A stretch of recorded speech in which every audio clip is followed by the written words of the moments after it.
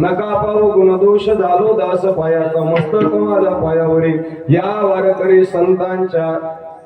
प्रदक्षिण घडता संतांची संगती तेने होई शांती महत बापा संत संग देई आणि तो प्रवाही घालून प्रस्तुत आणि प्राप्त प्रसंगी चिंतन रूपी सेवे करता निवडलेला अभंग पैठणचे सुप्रसिद्ध साधू शांतीब्रह्म श्रीमंत संत श्री संत नाथ महाराजांचा 4 जणांचा संत प्रणातील एक अलौकिक प्रकारची मागणी करणारा अभंग सेवे करता निवडलेला आहे. विठ्ठला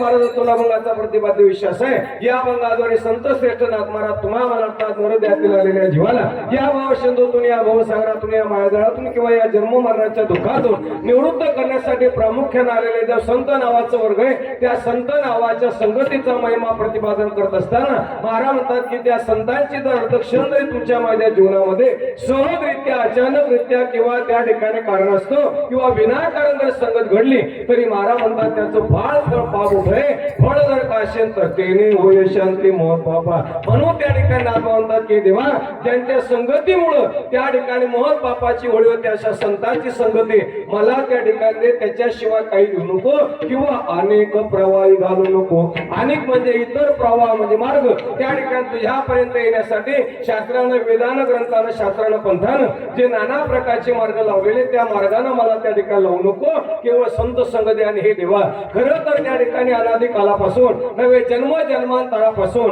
या जन्म मरणाच्या संसारात मी फार कंटाळलेलो आहे थकलेलो आहे शिरलेलो आहे भागलेले म्हणून आता मात्र संसार न करणे सर्वता मग करणार काय तर परमार्थ पूर्णतः हाती दे. केवळ तो मला परमार्थ दे ही विनवणी नाथ बाबा भगवान परमात्म्याच्या शरणाजवळ करता जनार्दनाचा एका करुणा वचने करे विनवणे पायापाशी असा या अभंगाचा शब्दशः अर्थ आहे. विठ्ठल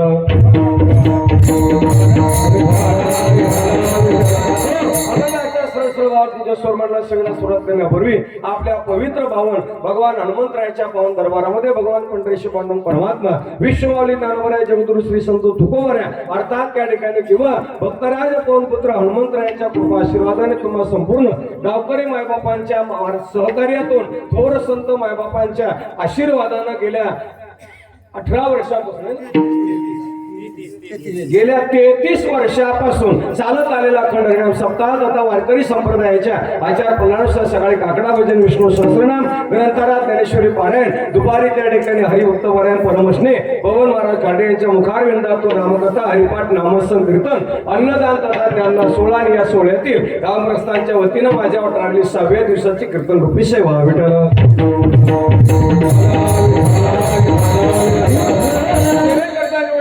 श्री संत नाथ महाराजांचं आहे. खरं म्हणजे प्रस्तावनेत वेळ न घालता कारण टाइम फार झालेला आहे. एक तास उरला खटवांग रायाशी भाग्यदशा कैशी प्राप्त झाली आपल्याकरता 1 तासाचा उद्यापन अजिबात काळजी करू नका. जरी 1 तास असला तरी ड्रायव्हर नवा आहे गाडी नवी आहे अजिबात टेन्शन घ्यायचं काम नाही. गाडी नवी आहे ड्रायव्हर नवा आहे आणि त्यामुळं रोडची सुद्धा काहीच कमतरता रोड सुद्धा टाकाटक आहे. त्यामुळं गाडी 1-2 तासाचं अंतर 1 तासामध्ये नक्कीच मी कापण्याचा प्रयत्न करणार आहे. फक्त एवढं लक्षात ठेवा गाडी प्रायव्हेट आहे गाडी सरकारी नाही त्यामुळं गाडी आजून नाका काना लागल्यास विमाही नाही नुकसान भरपाई नाही त्यामुळं सावध राहा.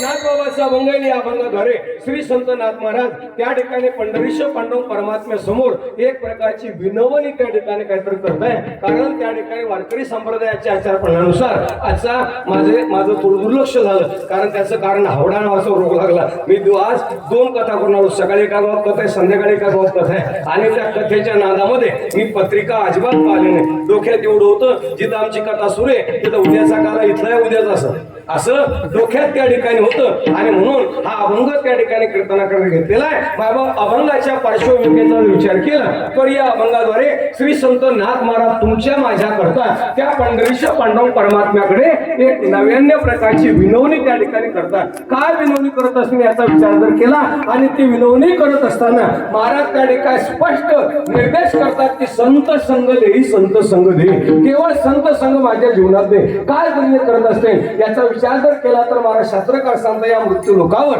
तुम्ही आम्ही ज्या कार्य करता ज्या कामा करता या देहत नावाच्या गावाला त्या ठिकाणी काहीतरी आलेलो हे जे गाव तुम्हाला आम्हाला मिळे या शरीराबद्दल बोलत असताना शास्त्रकार सांगता दुर्लभो मानुष्यो देहो देईनाम क्षण भंगुरा तत्रापि दुर्लभ म्हणणे वैकुंठ प्रिय दर्शन जगामध्ये सगळ्या गोष्टीची सुलभता आहे मात्र न शरीर पुनः पुनः पुनर्मित्रम पुनर्भार्या पुनर्विद्याम पुनर्मही एत सर्व पुनर्लभ्य न शरीर पुन्हा पुन्हा नर देह दुर्लभ धना बहुता दिवसा फेरा आलाया नगरा अनेक जन्माच्या नंतर आम्हाला तुम्ही आम्ही ज्या नरदेहाला त्या ठिकाणी आला त्या नरदेहाला आल्यानंतर या जीवाची सार्थकता जर का असेल तर महाराज तुकोबर म्हणता विठ्ठलची एक देखलिया तो भगवान परमात्मा आपला करणं किंवा त्या भगवान परमात्म्याची ओळख करणं हेच नरदेहातील आलेलं मुख्य कर्तव्य आहे विठ्ठल